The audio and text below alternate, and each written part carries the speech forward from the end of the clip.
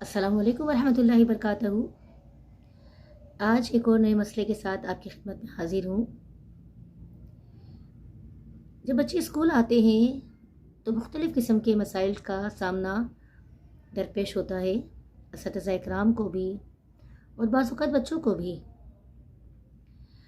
अगर एक फ़र्ज़ करें एक टीचर है जो आपको उर्दू पढ़ा रहा है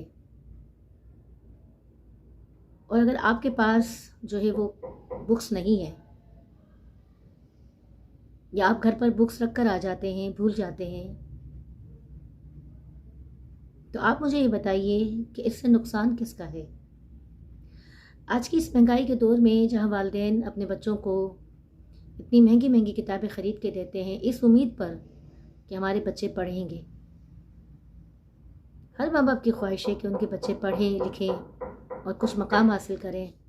मुझसे वालिदैन ऐसे भी हैं जो ख़ुद नहीं पढ़ सके हैं, लेकिन उनकी दिली ख्वाहिश होती है कि उनके बच्चे कुछ पढ़ लिख जाएं। लेकिन मैं देख रही हूँ कि आजकल के बच्चे अलग ही उनकी एक दुनिया बन गई है, शरारतों की, या ऐसी एक दुनिया है जिसमें बस वो निकलना नहीं चाहते हैं। हालांकि आजकल का जो बच्चा है, 8-10 साल का बच्चा, माशाल्लाह इतना समझदार होता है कि उसे हर चीज़ की समझ है।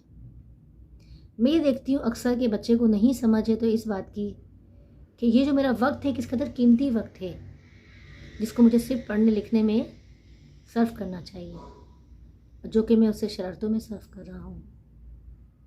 तो आज की वीडियो उन तमाम बच्चों के लिए है जो अपने कीमती वक्त को बर्बाद कर रहे हैं। मेरी उनसे गुजारिश है कि वो अपने माँ बाप का ख्याल करें, उन हालात का ख्याल करें जिससे वो गुज़र रहे हैं, और बराए मेहरबानी अपनी पढ़ाई पर तवज्जो दें और सिर्फ़ किताबों से दोस्ती कर लें। शुक्रिया।